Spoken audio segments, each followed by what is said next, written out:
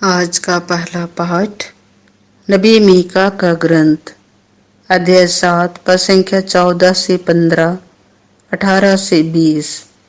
वह हमारे सभी पाप समुद्र की गहराई में फेंक देगा। तू अपना डंडा लेकर अपनी प्रजा, अपनी विरासत की भेड़ें चराने की कृपा कर। वे जंगल और बंजर भूमि में अकेले ही पड़ी हुई हैं। प्राचीन काल की तरह उन्हें बसान तथा गिलआद में चरने दे। जिन दिनों तू हमें मिस्र से निकाल लाया, उन्हीं दिनों की तरह हमें चमत्कार दिखा। तेरे सादृश कौन ऐसा ईश्वर है जो अपराध हरता और अपनी प्रजा का पाप अनदेखा करता है, जो अपना क्रोध बनाए नहीं रखता बल्कि दया करना चाहता है। वह फिर हम पर दया करेगा, हमारे अपराध पैरों तले रौंद देगा और हमारे सभी पाप गहरे समुद्र में फेंकेगा। तू याकूब के लिए अपनी सत्य प्रतिज्ञाता और इब्राहिम के लिए अपनी दयालुता प्रदर्शित करेगा, जैसे कि तूने शपथ खाकर हमारे पूर्वजों से प्रतिज्ञा की है। यह प्रभु की वाणी है। संत लुकस के अनुसार पवित्र सुसमाचार अध्याय 15 पद संख्या 1 से 3, 11 से 32। तुम्हारा भाई मर गया था और फिर जी गया है। यीशु का उपदेश सुनने के लिए नाकेदार और पापी उनके पास आया करते थे। फरीसी और शास्त्री यह कहकर भुनभुनाते थे, यह मनुष्य पापियों का स्वागत करता है और उनके साथ खाता पीता है। इस पर यीशु ने उनको यह दृष्टांत सुनाया। किसी मनुष्य के 2 पुत्र थे। छोटे ने अपने पिता से कहा, पिताजी, संपत्ति का जो भाग मेरा है मुझे दे दीजिए। और पिता ने उनमें अपनी संपत्ति बांट दी। थोड़े ही दिनों बाद छोटा बेटा अपनी समस्त संपत्ति एकत्र कर किसी दूर देश चला गया और वहां उसने भोग विलास में अपनी संपत्ति उड़ा दी।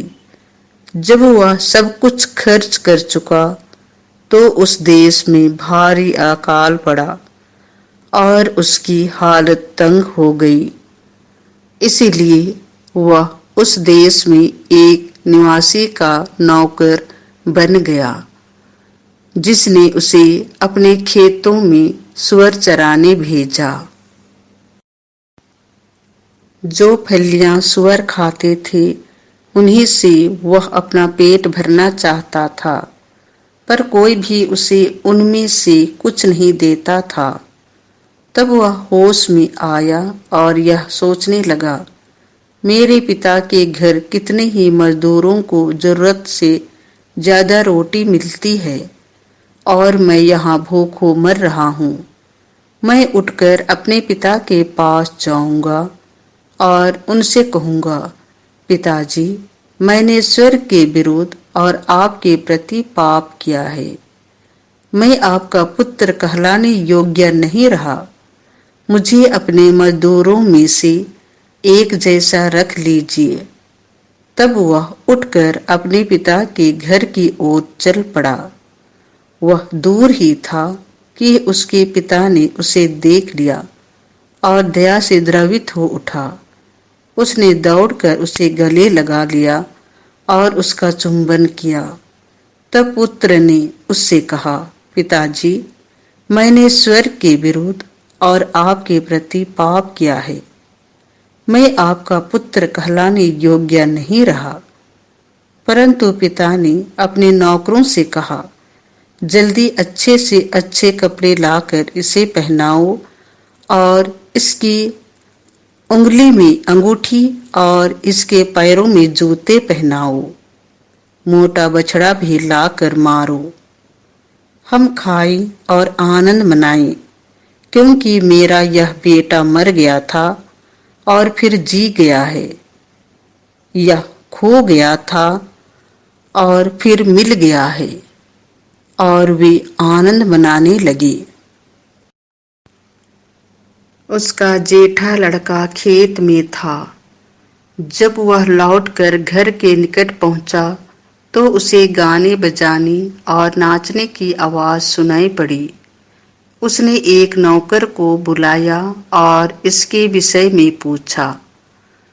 इसने कहा, आपका भाई आया है और आपके पिता ने मोटा बछड़ा मारा है, क्योंकि उन्होंने उसे भला चंगा वापस पाया है। इस पर वह क्रोध हो गया और उसने घर के अंदर जाना नहीं चाहा। तब उसका पिता बाहर आया और उसे मनाने लगा, पर उसने अपने पिता को उत्तर दिया, देखिए, मैं इतने वर्षों से आपकी सेवा करता आया हूँ। मैंने कभी आपकी आज्ञा का उल्लंघन नहीं किया। फिर भी आपने कभी मुझे बकरी का बच्चा तक नहीं दिया, ताकि मैं अपने मित्रों के साथ आनंद मनाऊं।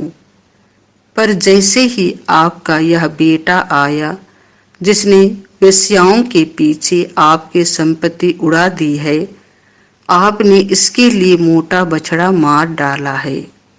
इस पर पिता ने उससे कहा, बेटा, तुम तो सदा मेरे साथ रहते हो और जो कुछ मेरा है वह तुम्हारा है, परंतु आनंद मनाना और उल्लासित होना उचित ही था, क्योंकि तुम्हारा यह भाई मर गया था और फिर जी गया है, यह खो गया था और फिर मिल गया है।